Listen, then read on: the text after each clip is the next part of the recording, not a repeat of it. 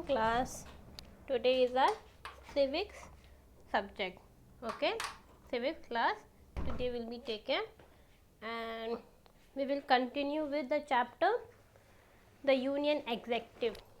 ठीक है, तो पिछले क्लास में हमने डिस्कस किए थे टॉपिक्स द प्रेसिडेंट और द प्रेसिडेंट ही हमने डिस्कस किया था.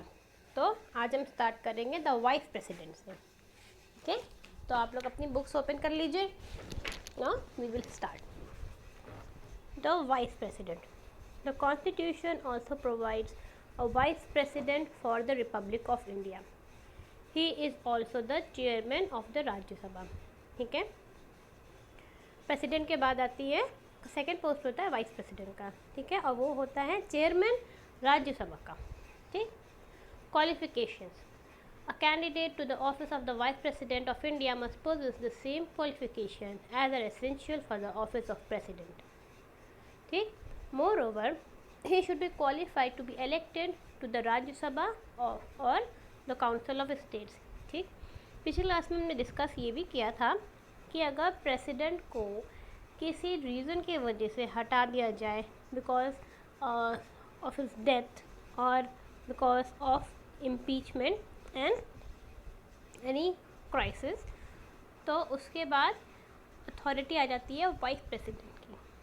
ठीक है, तो इसीलिए जो क्वालिफ़िकेशन चाहिए रहती है प्रेसिडेंट के लिए वही same qualification is necessary for the vice president. ठीक, और उसी के साथ वो क्वालिफाइड इतना होना चाहिए कि वो इलेक्टेड हो जाए राज्यसभा के लिए भी. ठीक, और द काउंसिल ऑफ स्टेट्स के लिए. Term. The term of office of the Vice President is 5 years. It may end earlier either by resignation in writing addressed to the President or by impeachment. The Vice President may be removed by a resolution of the Rajya Sabha passed by a majority of its members and agreed to by the Lok Sabha by a majority. ठीक, इनका जो regular term होता है वो होता है 5 years, मगर ये एंड हो सकता है पहले भी if the vice president resigns from his office या उनको हटा दिया जाए. ठीक, which is called impeachment. Okay, कैसे हटाया जा सकता है? इम्पीचमेंट के उस प्रोसेस की डिस्कस हो रहा है. उनको हटाया जा सकता है अगर राज्यसभा एक रेजोल्यूशन पास करेगा. ठीक, राज्यसभा के मेजॉरिटी ऑफ मेंबर्स उस रेजोल्यूशन को पास करें और लोकसभा के भी मेजॉरिटी ऑफ मेंबर्स अग्री करें कि the vice president should be removed. ठीक है, तो ये उनका इम्पीचमेंट प्रोसेस स्टार्ट हो जाता है. The prime minister and the council of ministers. ठीक, वाइस प्रेसिडेंट डिस्कस कर लिया, अब हम आते हैं प्राइम मिनिस्टर पे और काउंसिल ऑफ मिनिस्टर्स पे. The Indian constitution gives the real executive powers to the prime minister and his council of ministers. ठीक है, हमने अभी डिस्कस किया था प्रेसिडेंट को और वाइस प्रेसिडेंट को, मगर प्रेसिडेंट और vice president act as a head. ठीक है, मगर सारी जो एग्जीक्यूटिव पावर्स होती है वो प्राइम मिनिस्टर के पास होती है और उसके काउंसिल ऑफ मिनिस्टर्स के पास होती हैं. ठीक है, the prime minister is the head of the central government. The council of minister is the official name for the body that includes all his ministers. The Council of Ministers has 3 categories of ministers besides the Prime Minister. ठीक, 3 type के category होते हैं council of ministers के. ठीक, उसको discuss करते हैं. First होता है कैबिनेट मिनिस्टर्स, सेकंड होते हैं ministers of state and third is deputy ministers. Okay, the cabinet ministers are the most experienced members who take part in the important decisions of the government. ठीक, सबसे ज़्यादा जो experience होते हैं, ठीक, जो कि they have the ability to make the right decisions. ठीक है, तो वो होते हैं cabinet ministers. The ministers of state are second category of ministers who can hold independent ministries but they can not attend cabinet meetings. Cabinet meeting सिर्फ cabinet ministers ही attend कर सकते हैं, मिनिस्टर्स ऑफ स्टेट नहीं. ठीक, उनको कोई responsibilities दी जाती है और उनके अलग अलग इंडिपेंडेंट मिनिस्ट्रीज़ होती हैं. Okay, the deputy ministers assist the cabinet ministers and ministers of states.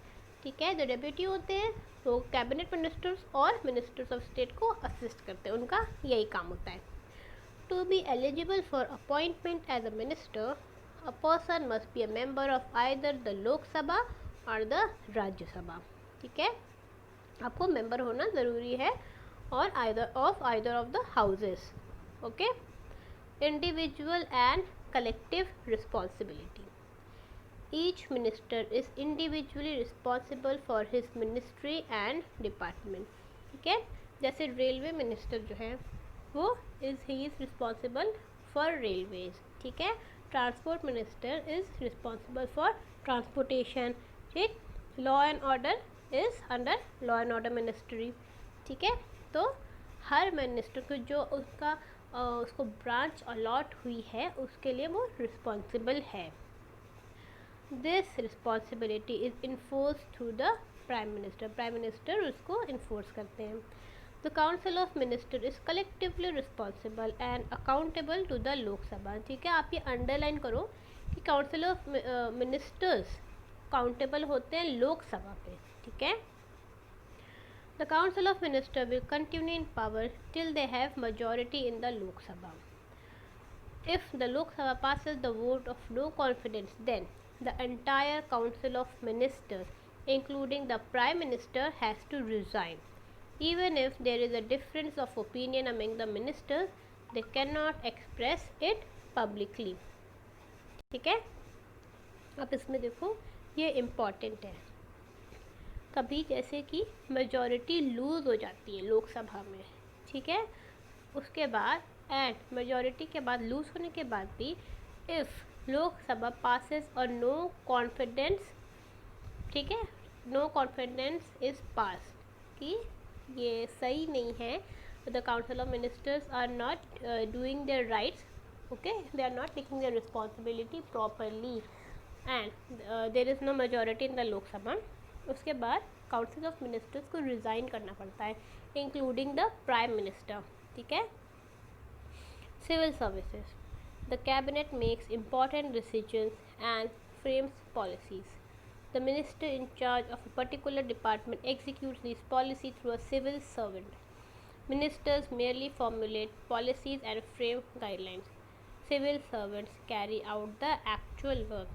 अब आप ये देखो सिविल सर्विसेज जो होती हैं जैसे IS, okay, PCS, UPSC and these are come under the civil services examination. ठीक है, अब कैबिनेट की जो रोल होता है वो होता है डिसीजंस लेने के लिए और पॉलिसीज़ फ्रेम करने के लिए। ठीक है, और उसी के साथ वो हेल्प लेते हैं। आप समझ लो कि सारा काम किया जाता है थ्रू सिविल सर्वेंट्स। ठीक है, और जो मिनिस्टर्स होते हैं वो बस फॉर्मुलेट करते हैं पॉलिसीज़ को, गाइडलाइंस को मेक करते हैं, इंपॉर्टेंट डिसीजंस वो लेते हैं। ठीक, फाइनल कॉल होता है मिनिस्टर्स का, मगर उनके अंडर जो सारा काम करते वो हैं होते सिविल सर्विसेज के पर्सन। ठीक है, working of civil servants, the cabinet secretary holds the highest post among the civil servant secretary who are in charge of administration of various ministries are under this person. ठीक है, सबसे highest post होती है cabinet secretary की। They are further assisted by additional secretaries, joint secretaries, deputy secretaries and under secretaries. ठीक है, cabinet secretary को assist करते हैं additional secretary, joint secretary, deputy secretary और under secretary. The civil servants take care of day to day administrative task in their respective department. Thus, they are the ones who carry out the policies of the government. They are the backbone of administration. Hence, the efficiency of the administration depends on the efficiency of the civil servant. ठीक है, for example अगर transportation का कोई department है, transportation के minister ने, ठीक, एक सिविल सर्वेंट को लगा दिया है कि आपको ये काम करना है। ठीक है, आपको यहाँ पे मेट्रो का एग्जीक्यूशन करना है इस एरिया में, तो वो जो है जो भी एग्जीक्यूशन होगा वो डिपार्टमेंट वो संभालेंगे वहाँ के सिविल सर्वेंट। ठीक, वो उनकी जिम्मेदारी है वो कैसे काम होगा। ठीक, तो you can say that they are the main workers. ठीक, in this system they are the actual workers. ठीक है, जब वो काम हो जाएगा then he will report to the respective minister कि ये काम हो गया है, ठीक। फिर उसके regarding important decision is up to the minister, okay. तो ये आपका चैप्टर कंप्लीट हो गया है। अगर आपको कोई डाउट हो तो आप मुझे मैसेज कर सकते हो, ठीक है। इसके साथ यहाँ पे जो आप देखो लेफ्ट हैंड साइड में फैक्ट जोन्स होते हैं, ये आपको आप एक बार इसको मतलब गो थ्रू कर लिया करें, ठीक। I will give you the questions via photo, ठीक। I will send you the questions. चलो we'll sum up till here and in the next chapter in the next class we will discuss the question answers, okay। Now goodbye class.